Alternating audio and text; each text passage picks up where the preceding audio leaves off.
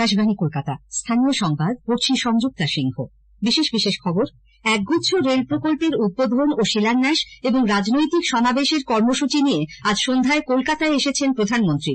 লোকসভা নির্বাচনে প্রার্থী ও ভোটারদের ভীতি প্রদর্শন এবং কোন রকম হিংসা বরদাস্ত করা হবে না বলে মুখ্য নির্বাচন কমিশনার স্পষ্ট জানিয়েছেন। সন্দেশখালী কাণ্ডের তদন্তভার সিবিআই এর হাতে তুলে দিয়েছে কলকাতা হাইকোর্ট। এর বিরুদ্ধে রাজ্য সরকার সুপ্রিম কোর্টের দ্বারস্থ হয়েছে। শেখ শাহজাহানের 13 কোটি টাকার সম্পত্তি বাজেয়াপ্ত করেছে ইডি। কলকাতা হাইকোর্টের বিচারপতি পদে ইস্তফা দিয়ে বিজেপিতে যাচ্ছেন অভিজিৎ গঙ্গোপাধ্যায়। বিজেপি বাদে সব দলই তাঁর এই সিদ্ধান্তের সমালোচনা করেছে। রাজ্য সরকার প্রতিশ্রুতি রক্ষা করে বলে দাবি করে মুখ্যমন্ত্রী বলেছেন, কেন্দ্রের কাছ থেকে তারা কোনো ভিক্ষা চান না।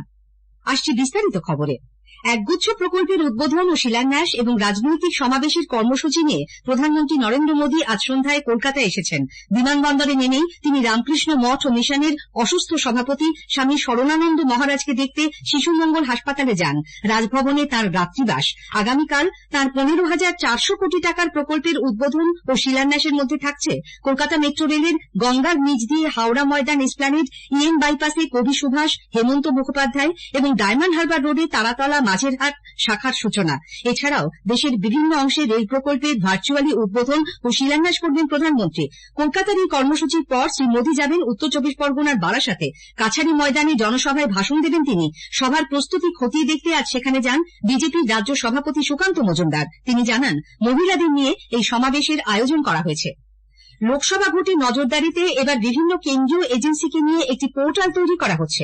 ভোটের প্রস্তুতি ও আইন শৃঙ্খলা পরিস্থিতি খতিয়ে দেখতে দুদিনের রাজ্য সফর শেষে কলকাতায় আজ এক সাংবাদিক বৈঠকে মুখ্য নির্বাচন কমিশনার রাজীব কুমার একথা জানান। তিনি বলেন, নির্বাচনে আর্থিক দুর্নীতি ঠেকাতে এই পোর্টালের সাহায্য নেওয়া হবে। গতকাল রাজনৈতিক দলগুলির বক্তব্য এবং অভাব অভিযোগ শুনেছে কমিশন। অর্থশক্তির পাশাপাশি পেশি শক্তির ব্যবহার নিয়েও তাদের কাছে অভিযোগ জমা পড়ে। মুখ্য নির্বাচন কমিশনার জানান, আমলাতন্ত্র নিরপেক্ষ নয় এই মর্মে অভিযোগ জমা পড়েছে। এর প্রেক্ষিতে কমিশনের তরফে জানানো হয়, ভোটের আগে ও পরে হিংসা রক্ষার চেষ্টা করবেন তারা। রাজীব কুমার বলেন, স্বচ্ছতার সঙ্গে সুষ্ঠুভাবে নির্বাচনী প্রক্রিয়া সম্পন্ন করতে পুলিশ প্রশাসনের শীর্ষ কর্তাদের নিরপেক্ষ থাকার নির্দেশ দেওয়া হয়েছে। প্রার্থী এবং ভোটারদের ভীতি প্রদর্শন বা কোন রকম হিংসাত্মক ঘটনা বরদাস্ত করা হবে না। Police officials and district level officials have been told कि नीचे के स्तर पर police stations, revenue staff, excise staff, ये उनकी जिम्मेदारी है कि जो काम उनको करना है वो काम करें और उसके अतिरिक्त कुछ इधर उधर की चीजें ना करें। ये स्पष्ट बताया गया है। अगर वो उसको कंट्रोल नहीं कर पाएंगे तो they are liable to be taken action against. There is absolutely zero tolerance to any violence in democracy, and this is what has been very, very clearly, repeatedly, forcefully explained, and they have all committed to us that they will do it. Sufficient CAPF will come. It will be deployed in a impartial manner. CAPF का plan भी हम सबसे share करेंगे, कहाँ जा रही हैं, क्या कर रही हैं, ताकि उनके ऊपर ऐसा कोई ना कहे कि आपने इधर भेजा उधर नहीं भेजा। কেন্দ্রীয় বাহিনীকে দিয়ে দিনে কোথায় কত কিলোমিটার রুট মার্চ করানো হচ্ছে কলকাতা পুলিশকে প্রতিদিন তা জানিয়ে রিপোর্ট জমা দেওয়ার নির্দেশ দিয়েছে নির্বাচন কমিশন। রুট মার্চ কোথায় শুরু হয়ে কোথায় শেষ হচ্ছে রিপোর্টে তার বিস্তারিত বিবরণ জানাতে হবে। প্রতিদিন বিকেলে কলকাতা পুলিশের ইলেকশন সেলে এই তথ্য পাঠানোর পর তা মুখ্য নির্বাচনী আধিকারিকের দপ্তরে পাঠাতে হবে বলে জানানো হয়েছে। জনসাধারণকে তাদের লোকসভা কেন্দ্রের বিশদ তথ্য এবং সেই এলাকায় চালু থাকা বিভিন্ন কেন্দ্রীয় সরকারি প্রকল্প ও উন্নয়ন সম্পর্কে অবহিত করতে আকাশবাণী কলকাতার সংবাদ বিভাগ শুরু করেছে বিশেষ অনুষ্ঠান ভারত বিকাশ ডায়েরি। প্রতিদিন রাত 8:50 গীতাঞ্জলি প্রচার তরঙ্গে শুনুন 10 মিনিটের এই অনুষ্ঠান। আমাদের সোশ্যাল মিডিয়া পেজেও অনুষ্ঠানটি সরাসরি শোনা যাচ্ছে। আজকের প্রতিবেদনে থাকছে বহরমপুর ও জঙ্গিপুর লোকসভা কেন্দ্র। প্রথমবারের ভোটদাতাদের নিজেদের গণতান্ত্রিক অধিকার প্রয়োগে এগিয়ে আসার আবেদন জানিয়েছেন পদ্মশ্রী সম্মানে ভূষিত পুরুলিয়ার গাছ দাদু দুঃখ মাঝি। গাছ প্রচুর অক্সিজেন দেয়, সেরকম গণতন্ত্রের অক্সিজেন হলো ভোট। তাই সকাল সকাল দিয়ে ভোট দাও। শুধু নিজেরাই নয়, সকলকে ভোট দিতে উৎসাহ করুন।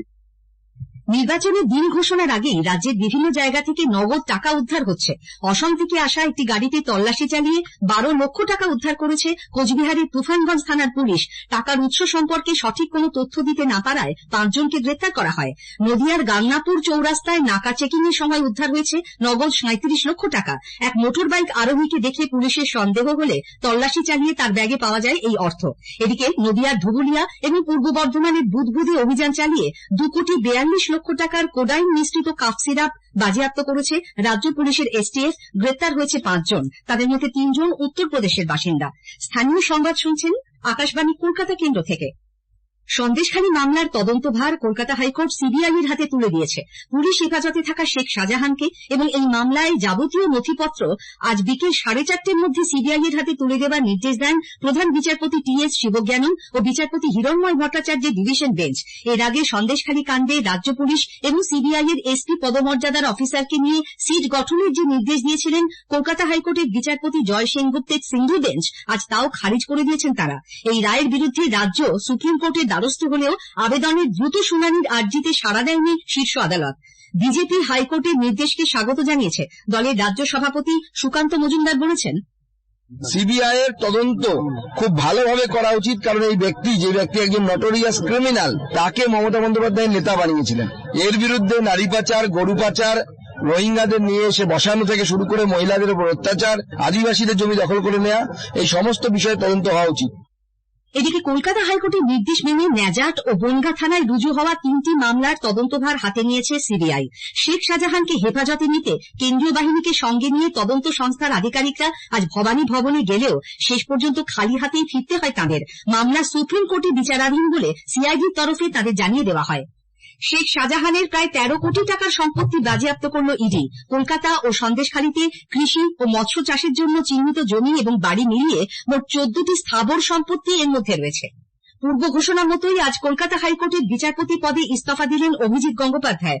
রাষ্ট্রপতি দ্রৌপদী মুর্মু এবং সুপ্রিম কোর্টের প্রধান বিচারপতি ডিওয়াই চন্দ্রচূড়ের কাছে ডাকযোগে ইস্তফাপত্র পাঠিয়ে দিয়েছেন তিনি। হাইকোর্টের প্রধান বিচারপতি টি.এস. শিবজ্ঞানমের কাছে গিয়েও অভিজিৎবাবু ইস্তফাপত্রের প্রতিলিপি জমা দেন। এরপর সল্টলেকের বাড়িতে সাংবাদিকদের মুখোমুখি হয়ে তিনি বিজেপিতে যোগ দেবার কথা ঘোষণা করেন। 7ই মার্চ ওই দলে যোগ দেবেন তিনি। কোন সিট থেকে আমি লড়াই করব সে সম্বন্ধে সিদ্ধান্ত নেবেন বিজেপি ওপর মহলে যে ইলেকশন কমিটি আছেন তারা। এ বিষয়ে আমার এখনো পর্যন্ত কিছু জানা নেই এবং তাদের সিদ্ধান্ত যা হবে সে আমি টিকিট পাই বা না পাই আমি বিজেপিতে আপাতত জয়েন করছি। কারণ বিজেপি একমাত্র সর্বভারতীয় পার্টি যারা তৃণমূলের মতো একটা দুষ্কৃতি দলের বিরুদ্ধে লড়ছে। অভিজিৎ গঙ্গোপাধ্যায়ের বিচারপতি পদ ছেড়ে বিজেপিতে যোগ দেওয়াকে তীব্র কটাক্ষ করেছে তৃণমূল কংগ্রেস।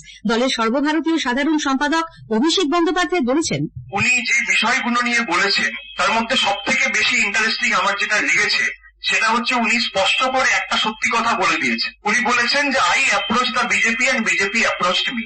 উনি তার মানে স্পষ্ট করে বলছেন যে আমি যখন বিচার ব্যবস্থায় বিচারকের চেয়ারে বসে বিভিন্ন শুনানিতে আমার রায় দিয়েছি বা আমার এজলাসে যে সমস্ত ঘটনার শুনানি হয়েছে সেই সময়ে বিজেপি আমার সাথে যোগাযোগে ছিল এবং আমি বিজেপির সাথে যোগাযোগে ছিলাম। সিপিআইএম কেন্দ্রীয় কমিটির সদস্য সুজন চক্রবর্তী বলেছেন, প্রথমত দুর্নীতির বিরুদ্ধে লড়াই করবার যে গরিমা উনি অর্জন করেছিলেন, চাকরি প্রার্থীরা যে ভরসা করছিল, এই সিদ্ধান্তের মধ্য দিয়ে সেই গরিমা ওর চলে গেল। দুর্নীতির বিরুদ্ধে লড়াই করব অথচ আমি হয় তৃণমূল নয় বিজেপি করবে, দুটো হয় না। প্রদেশ কংগ্রেস সভাপতি অধীর রঞ্জন চৌধুরীও অভিজিৎ গঙ্গোপাধ্যায়কে নিয়ে তীব্র কটাক্ষ করেছেন।